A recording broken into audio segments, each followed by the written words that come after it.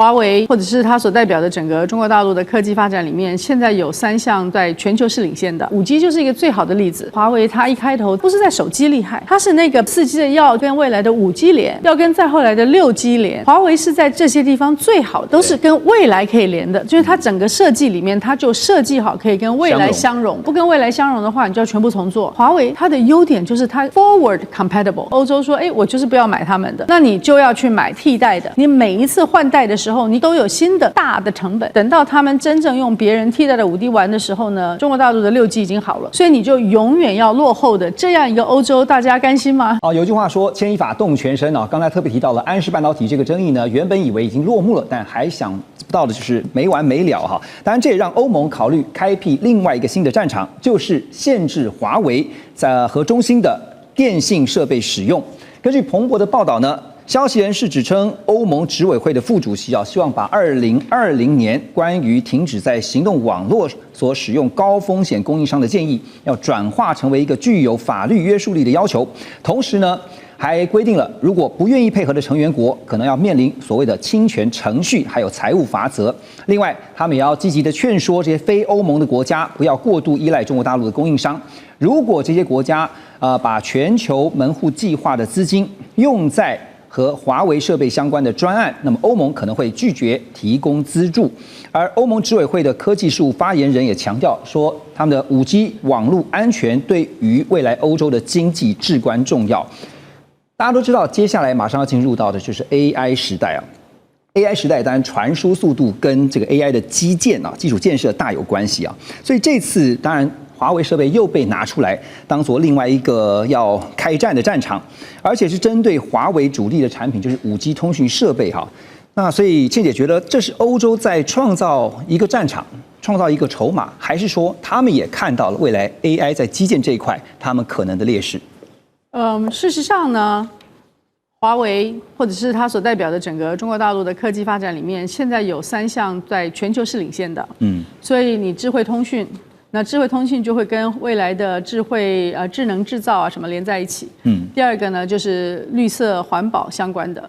第3个是我们现在已经看到的是 AI 跟量子。那这3个在中国大陆都有一个很大的领先优势，所以过去的欧洲，他可能会想说，我就用我现有的优势，因为我还是买主啊。今天我买的是旧的华为，那我现在5G 的华为我不要，他可以用他的旧有的优势呢，去主导未来的方向。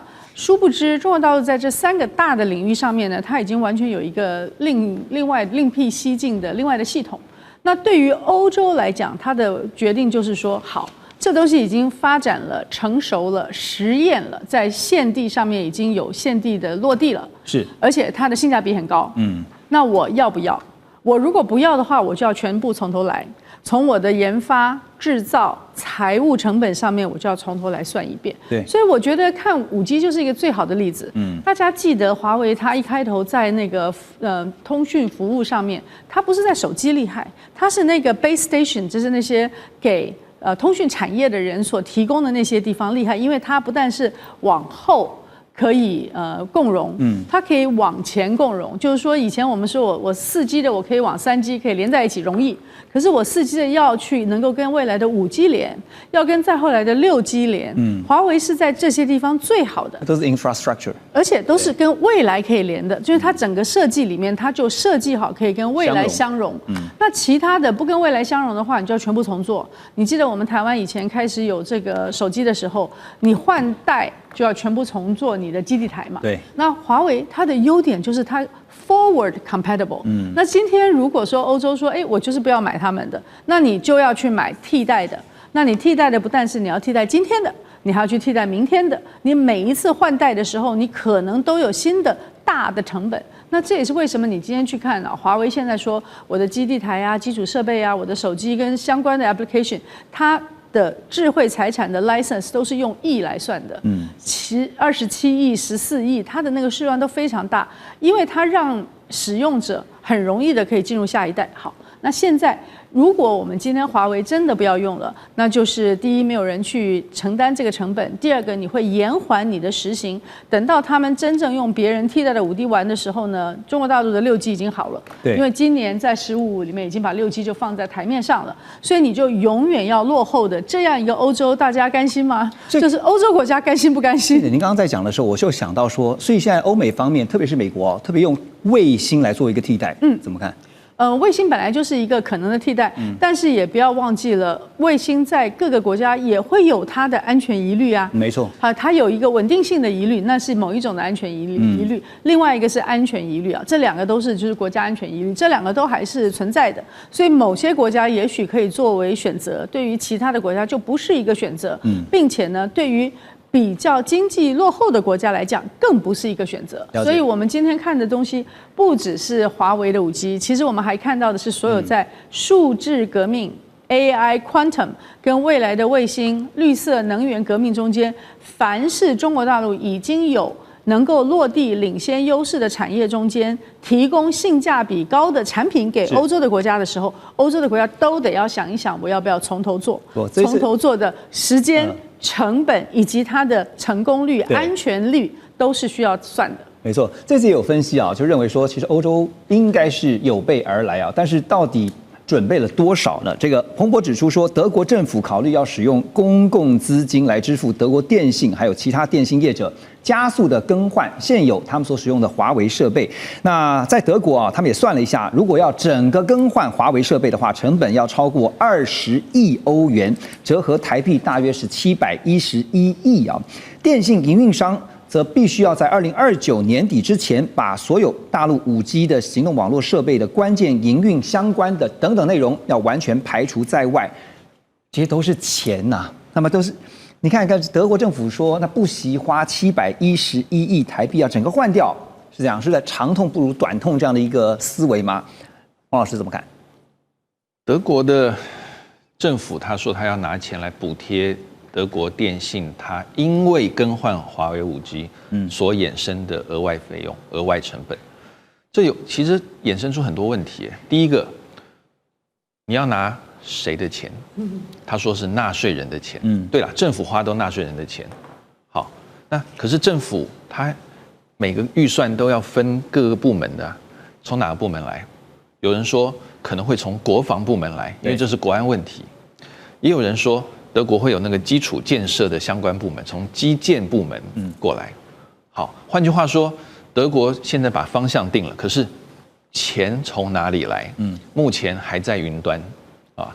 厂商听了政府对他给他口头的保证，我们会从政府预算拨过来。可是万一，对不对？只要事情没有最后的确定，那总会有风险嘛。对，那德国电信要不要冒这个风险？好，第二个就是说，那拿纳税人的钱。纳税人有没有意见？因为纳税人的钱，他会说你要更换设备，那是你电信商的事啊。为什么会拿大家的钱？为什么拿我的？有些人会认为是电信商的事，那为什么要拿我的钱？那这个又在德国社会确实有些争论在。再来，电信商他自己 O 不 OK？ 因为电信商他已经有现在的，他成本已经花下去了，而且他说在华为的5G 相对便宜，而且很多人说好用，我们没用过，对，可靠性也很好，所以电信商要换到新的系统不是不可以，像诺基亚的，可是万一它的稳定性不够怎么办？对，后面衍生的这些，不管是客户的这个抱怨，或者是成本的增加，德国政府不会再给你了，就那传输的品质啊，对，那就是你的。好，最后一个，还有就是那这些电信商的工会 O 不 OK？ 因为工会就觉得你老板就是在乱花钱嘛。钱应该分给我们当薪水的，结果你跑去更新那个已经有的设备，排挤了。对，那为什么要这样子？那德国的工会很强的，所以我们还不知道，因为现在报道很少看到德国工会的反应，但我觉得这个真的是需要考虑。讲是这样讲啦，但最后怎么去做哈，实际真的会执行成效是如何啊？恐怕还有待观察。不过现在中方已经有回应哈，就是外交部发言人林建言反击。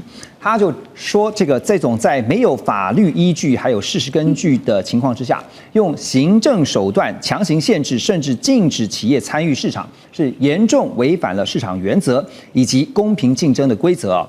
他也说呢，个别国家强行拆除或移除中方电信企业的优质安全设备，不但会延缓自身技术发展的进程，那会造成巨额的损失。另外呢，把经贸问题泛安全化、泛政治化，会阻碍技术的进步和经济发展，损人又不利己。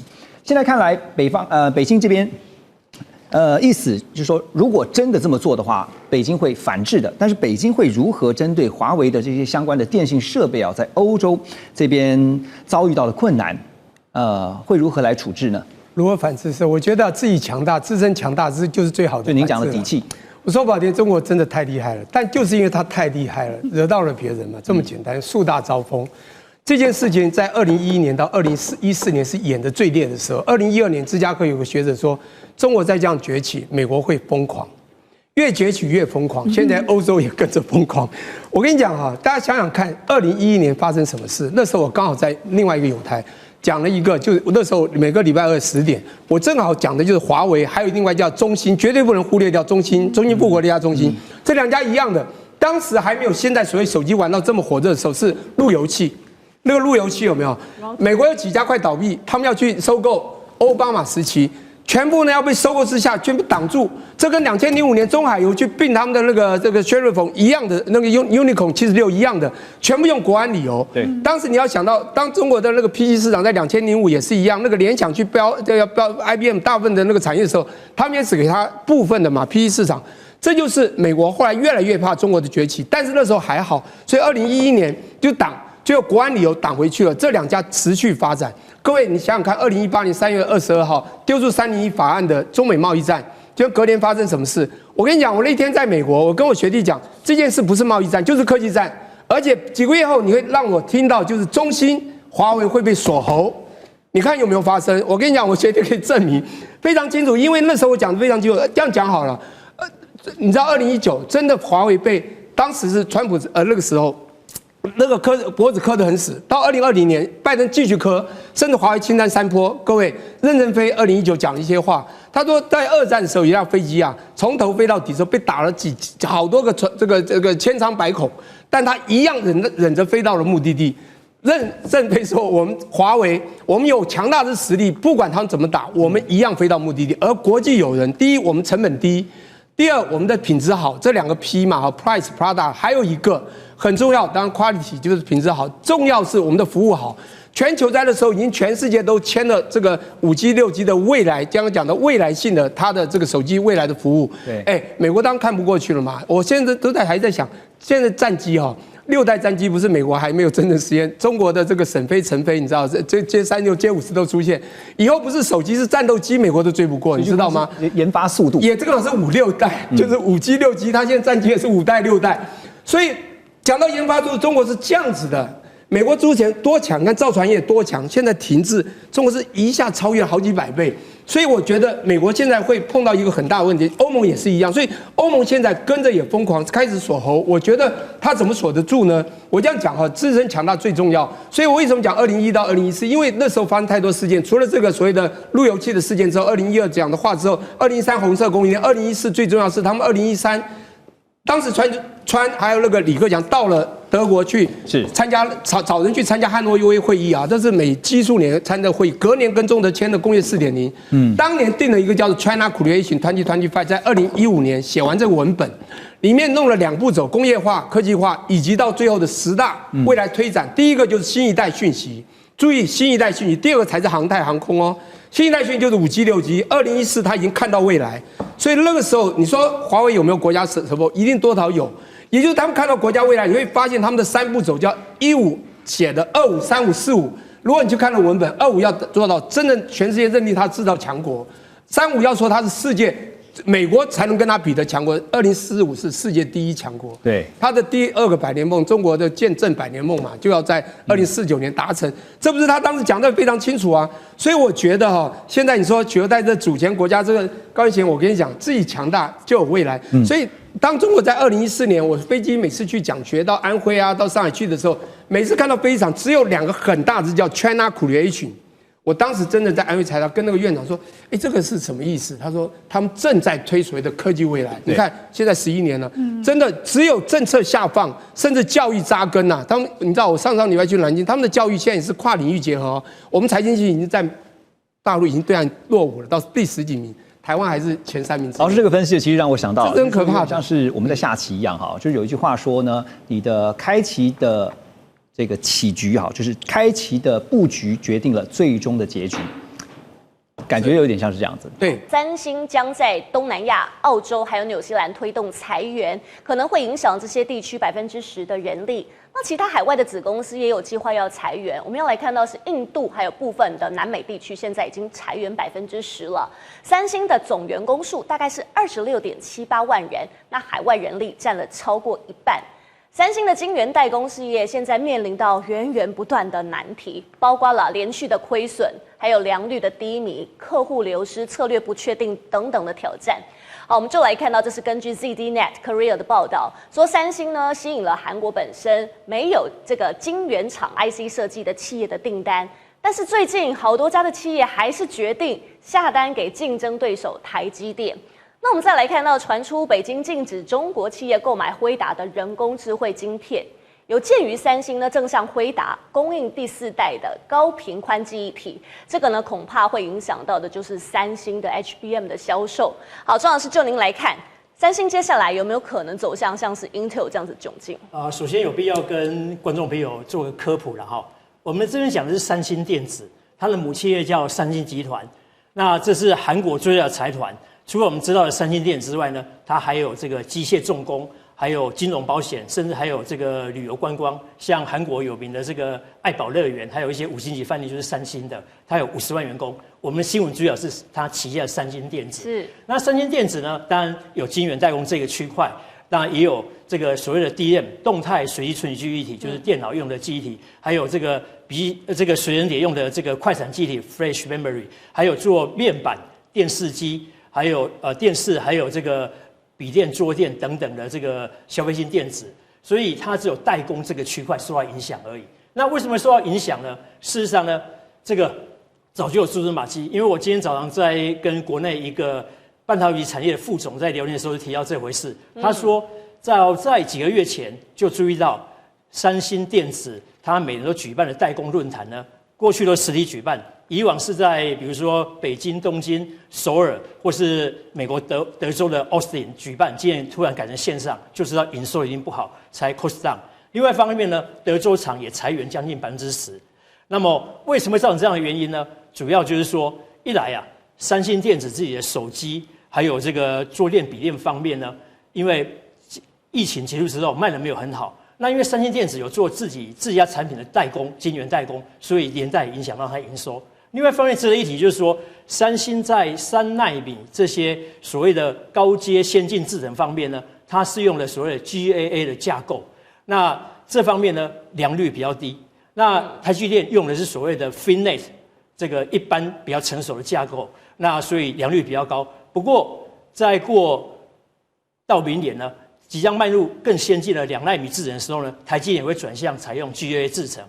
GAA 的架构来作为制程，所以到时候应该会打平，会变成一个5-5波。最后呢，我们必须提醒到这个三星不能倒，也不会倒，因为它是韩国国族企业的一个象征，是韩国人的门面呐。所以就像 Intel 美国波音也不会倒一样，这美国政府会把它扶持过来。那么也值得思考，就是说，尽管台积电我们认为是台湾之光、护国神山，但不要忘了。它有78%是外资，所以它是外资控制的台湾企业。我们要做类比的话，还是要做客观的一个切入点。好，我们来看到另外一份数据，这是根据中国工业和信息部他们数据显示，说到8月底的时候，中国的5G 基站的总数是有404.2万个，然后占这个移动基站的总数是32.1%。5G 移动的电话用户呢，达到9.66亿户，所以占比呢大概是54.3%。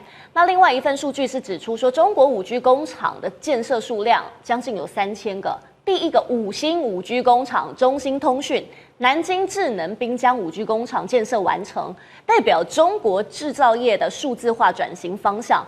这也成为了5G Plus 工业互联网发展提供了中国方案。好，我们说回来，这个网络的速度真的是非常的重要。那中国大陆现在迈向了5.5G 新时代，技术呢也积极的向外输出。但是西方国家是以安全风险为由，禁止了这个中国的5G 设备。那厉将军你自己怎么看？我想说，我们很简单嘛。假如说我们今天晚上去跨年晚会来讲的话，在101大楼，哇，一下子挤了这个好4、5万人在那个年轻人在那边，大家都要拍那个烟火的秀。拍完以后，我要传给我朋友看啊，炫耀一下。你会发现说你在传的时候，那一直都在转圈圈，你传不出去。为什么频宽不够？但是我们看到很多，你就会经常看到远东啊或者中华的这个开个车子在那边增加这个基地台，但是他还在那边转圈圈，很难传出去。那你朋友要传讯息给你，你可能也收不到。他传给你就要下载，你传上去就要上传哈。那当然我们希望，如果说是这个马路这个速度可以更宽，对不对？就像我们开车一样嘛。我只是一部发财小货车走在一般马路上面，我开得又慢，当然传的速度又慢。那如果说是我不但是一条高速公路，我还加宽的加高，对不对？好，更大的高速公路，那我发明的车子这种大货柜车可以拖在一起的话，一次可以上很多的资讯，那我速度是不是就很快可以传出去？我说是5.5G，类似就是这个理论哈。那现在华为在云端的网络上面，它已经在今年的巴塞隆纳的2024 MWC 上面已经正式发表，而且已经正式商用了。它不是说停留在科学研究的阶段，它已经可以正式商用。那它最主要的是什么呢？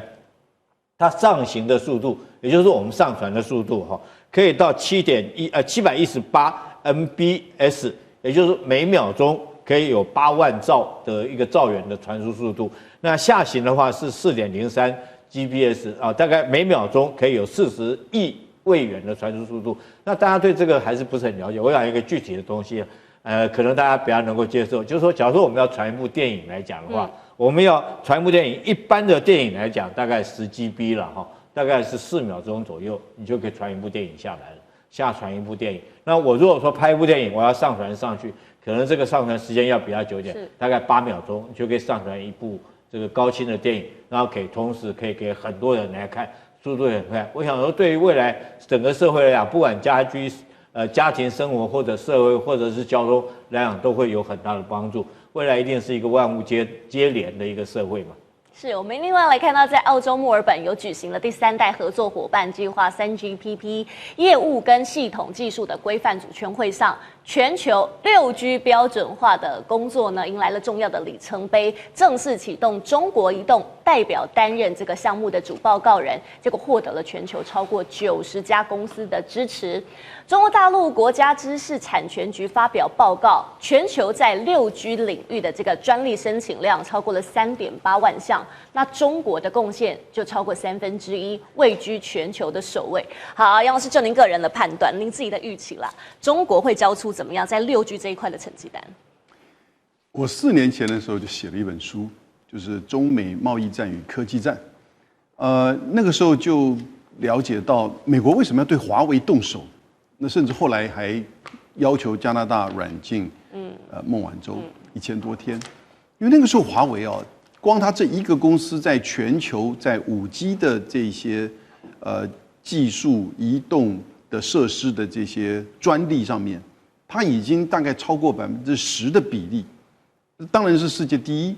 而那个时候中国大陆再加上其他中兴其他几家的这个通讯公司的话，大概占全世界有将近1/3的这个专利的登记，专利有到别的国家申请专利，有在自己国家申请专利，也有到国际的一个叫做 WIPO 世界专利组织去申请专利，然后呢，你看看能不能得到这个专利。所以呢，它是一个很复杂的这个环境。那当然，有些专利比较引用的多，有些专利在应用上其实它的商业价值比较高。可是不管怎么样，光这个量就不得了了。结果现在我又查了一下，你讲6G 对不对？我4年前写的是5G 嘛。现在中国大陆在6G 的这个就是专利上面达到40%都是中国大陆的。那其中呢，华为一家公司就占12%，就占12%。所以然后这个会比较越来越增加这样子一个差距哦。你看到其他的公司，像是爱立信啊、Nokia 啊，或者是索尼啊，都是 Intel 啊。都是也在前10名，但离华为就有一段距离。华为现在在全球市场上面的一些变化跟布局了哦。华为2023年上半年的营收是达到了3000多亿人民币，其中呢基础设施就占它业务占了大约达到1672亿人民币，也显示呢现在对于华为来说，5G 等的基础网络设施真的是相当的重要，是重要的一个获利来源了。好，我们来看到现在美中贸易战持续打得这么的激烈，美国带头就是狠打华为，但是所有人都愿意跟进吗？当然不是了。我们来看到一个最新的一个数字哦，欧盟委员会发布的数据，目前呢，欧洲一共是在欧盟里面27个成员国，现在呢来看到只有这个包括了瑞典还有拉脱维亚等10个国家真的将华为还有中兴排除在网络的基础设备之外。我们来看到现在德国呢，德国怎么反应？德国他也说了呢，在2026年前，在这个部分的2026年前拆除它的网络中心的华为关键零组件是做一个建议哦，对于这些电信业者。好，我们来请教总编怎么看？华为其实并不是所有的欧洲国家都禁，其实它很多的国家都对华为并不是态度这么的强烈的反应，你怎么看？他们欧洲国家对于5G 华为只是玩假的吗？对于华为这个问题，我想欧洲国家在这5年来啊，心中非常的纠结哦。面对美国强大的包括这个政治、包括经济、包括科技的压力，其实很多国家反反复复，像是英国，我记得过去以来对于华为这个态度就有好几次反复。那英国如此，事实上德国、法国也是如此哦。我想会造成这样的局面。首先，第一个，华为它本身确实是实力很强，尤其是5G，它所掌握的一些专利科技占很大的比例，有人说25%以上，甚至30%到40%之间，是代表华为的科技实力很强。第二个就是华为它本身它的产品，其实它的整个市场竞争性高。那说白了就是相对于欧美其他的供应商来讲，它有很大的成本的优势，让用户能够以更便宜的价格获得优质的产品。那其实第3项，我认为就是欧洲国家也心知肚明，美国的指控华为不安全啊，会有后洞。事实上，它很多是基于自身利益所使然，尤其是过去以来美国所掌握的4G以前的整个网络系统。我们都知道，很多里面漏洞很多啊，那都是美国开的漏洞，因此美国可以借由这个通讯网络去监控它所要监控的各种对象，哪怕是我盟友的一些政治人物。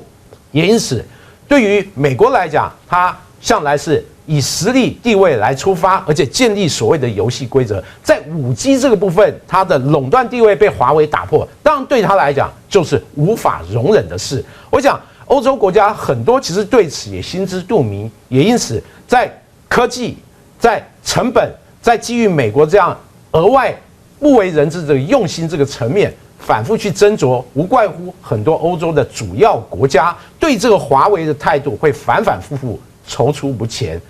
事实上，这里面因素太复杂。是美国，它在这边5G 上面要制定自己的一个游戏规则，但可以看到欧盟国家基于华为还是有很多它的优势，包括刚刚老师特别帮我们提到的成本优势等等，还是不能够放弃华为。除了在5G 设备外，我们来看到彭博的一个分析是来自于华为在2023年第4季，我们要来看到它自产晶片的部分，大家很期待的就是7奈米，它让它的7奈米在去年的时候，我们可以看到这个营收第4季，去年营收第4季暴增了27%，相当的惊人，造成一个轰动哦。这一季进账2000多亿人民币，但是华为野心不止如此。我们要看到《金融时报》的最新报道说呢，华为2024年和中芯国际将会靠着技术性的突破，现在要在全面的推进，从7奈米要往5奈米晶片去走。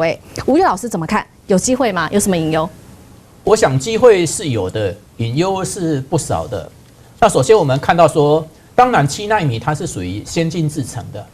那7奈米本身，我相信说它到底怎么做出来的？那一般的评估，不管是7奈米跟5奈米，首先第一个，这是在美国禁令以前，它就能够获得到很多，包括像 EV、所以说严格讲，它是在美国给它严格禁令以前已经取得了一些机台。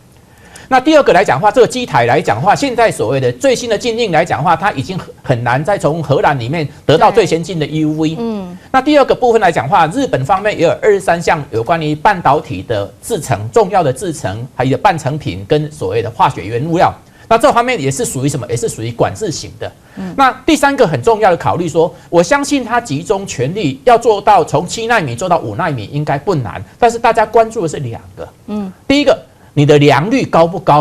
因为良率的问题涉及到能不能获利的问题，就是你的技术上能够突破。像一般来讲的话，大家看到7奈米，大家认为说为什么能做到？像中芯半导体，因为它用重复曝光的方式，所以它成本会比较高的。所以一样的5奈米跟一样的7奈米，第一，首先现在华为做出来的，它的良率大概严格讲，对，严格讲它会比台积电的良率来讲的话，大概严格讲大概少掉1/3左右的良率。1/3左右的良率。那第二个来讲的话，成本呢会比所谓先进制程一样做出来的东西，包括台积电会多了40%到50%的成本。所以我们现在都只看到所谓销售，并没有看到说它为了所谓突破科技的这样一个限制，它支付了多大的成本。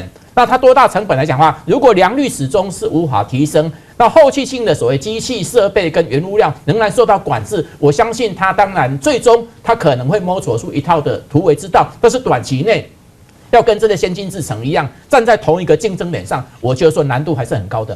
是这个制程要往前走2个世代，从7奈米变成5奈米，良率跟成本是现在要主要面对的这个问题。不过我们也来看到它接下来在消费性市场上面也下了非常多的心力。我们要看到接下来是华为，它把它的主力放到了所谓的折叠手机，3月份会推出的这款叫做 Pocket S2， 搭配的呢是这个 P70 系列的这个来发表啊。今年第2季他说呢要抢先三星推出前所未见的3折叠手机。好，3折叠就是折3个叠哦，这当中采用的是一个超级先进的技术，叫做超薄柔性玻璃盖板。好，我们白话文说呢，其实就是它这个折叠的手机，它是可以有折叠性的一个玻璃，非常先进的一个技术。华为现在锁定的这个折叠手机来抢市占，是嗅到了什么样子一个新的商机吗？江宏老师怎么看？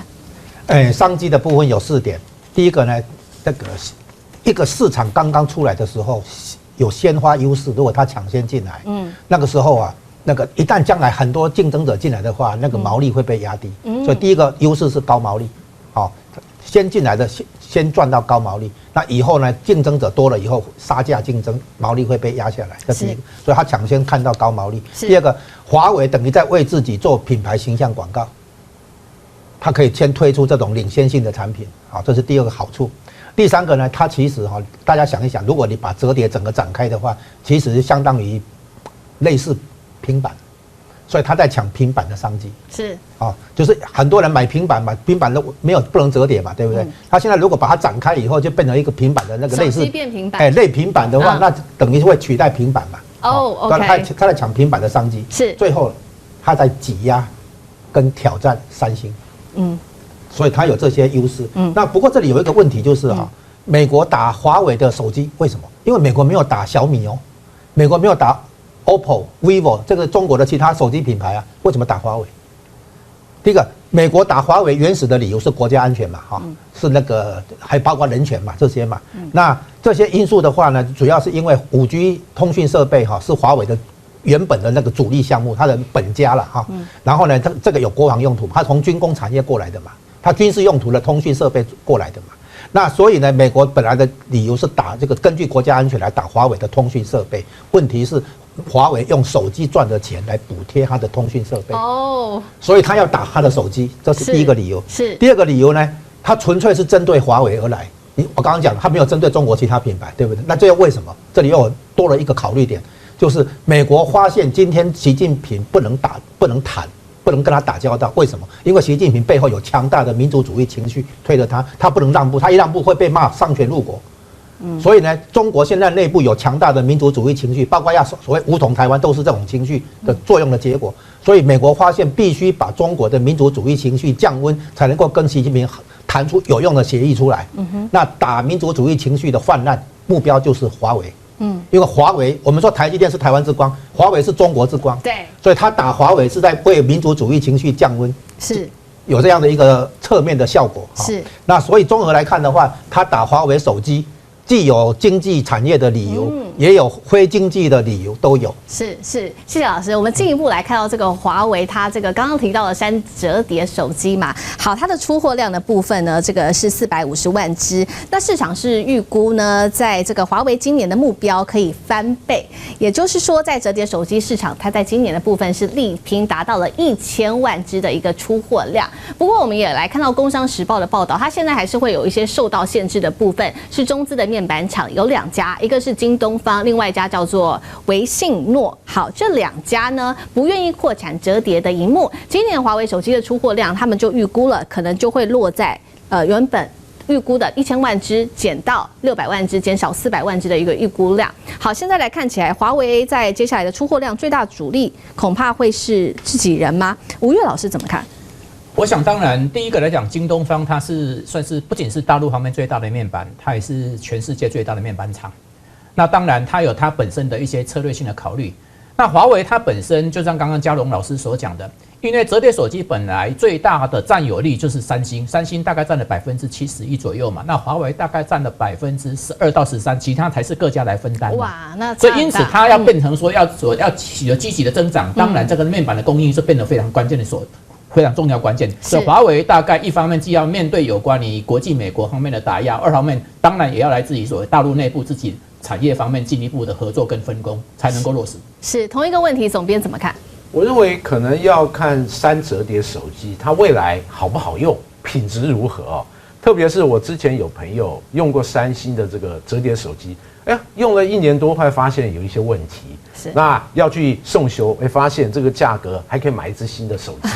因此哦，这种市场上这种负面的会不会在你客户买的过程里面，陆陆续续发现，我认为你产品够不够力，品质能不能满足这个客户的需求，我认为这是一个非常重要的一个指标。华为绕道取得台积电的晶片，整个在媒体上面引发了非常大的一个争议。现在呢，又来自于法国媒体有了最新的报道，说呢，华为寄出了非常高的薪水，这是薪水的幅度达到了3倍，在挖角台积电的工程师，而且呢，这工程师根据他们的说法，他们说，每3个月就会收到来自大陆猎人头公司他们的 email 询问说，你是否有意愿到大陆去到华为工作？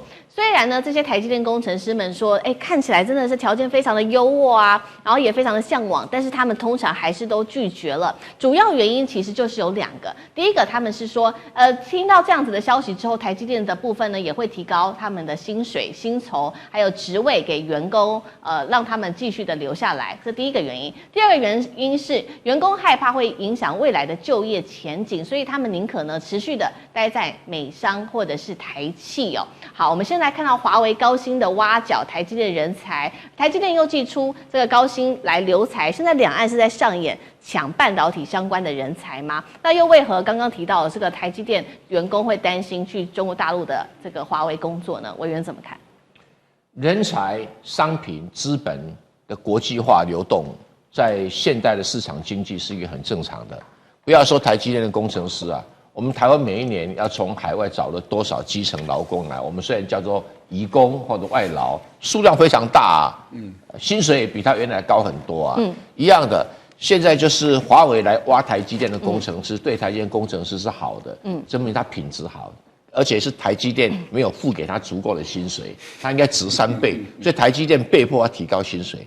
所以这个华为来抢台积电工程师，是帮助台积电工程师有更多的筹码可以跟台积电要钱这是好事情。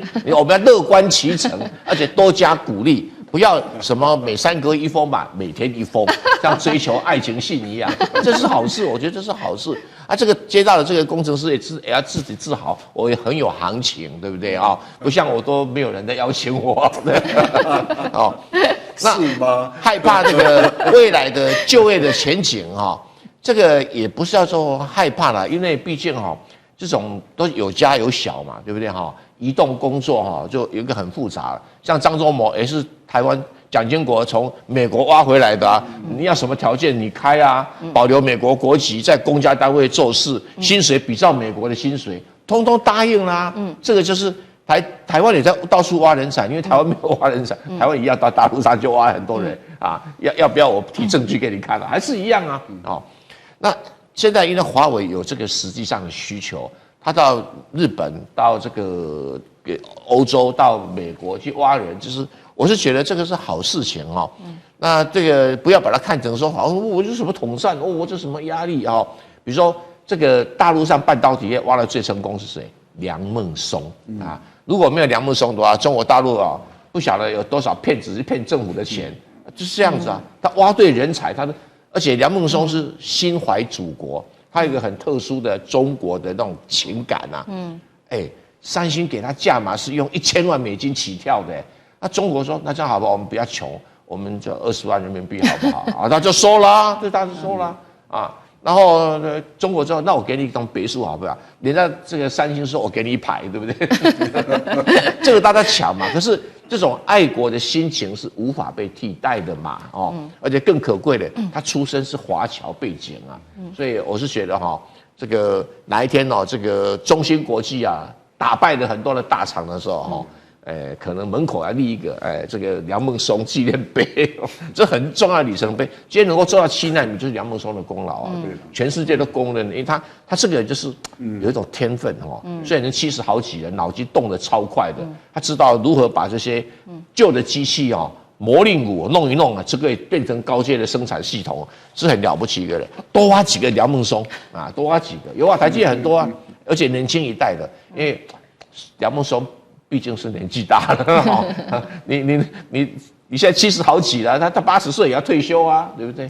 所以赶快培养新一代的，不只培养自己的，到海外去挖年轻的人。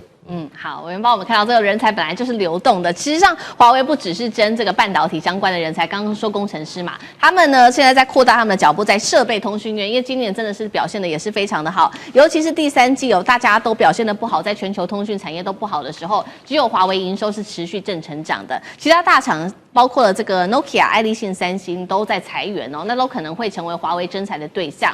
那华为现在呢，还在画面上我们看到这个正在开设的一个。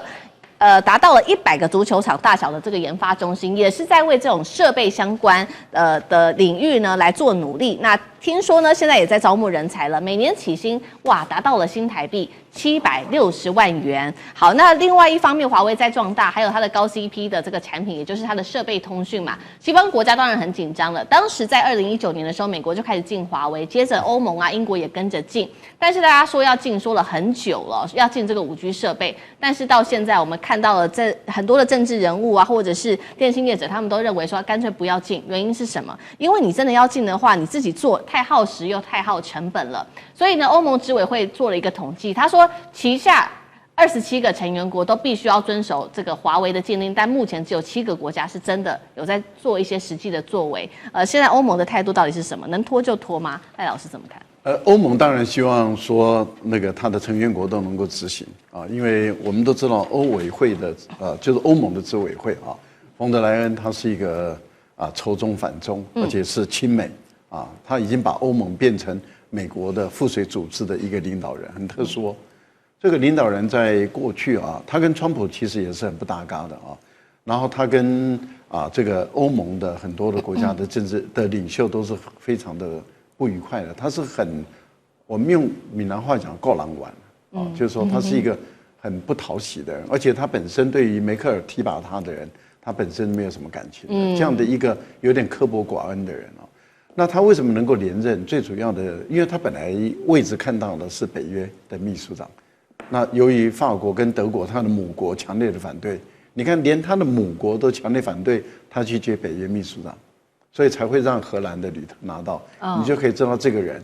而且法国的马克龙是积极的反对，美国拜登一看这个不可能用的，因为欧洲2大国的领袖都反对，怎么可能用他当北约秘书长？所以他就转过来争取这个欧盟的执委会的主委。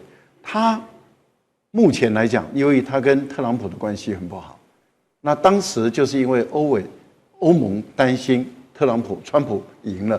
所以希望欧盟稳定，才让他连任的。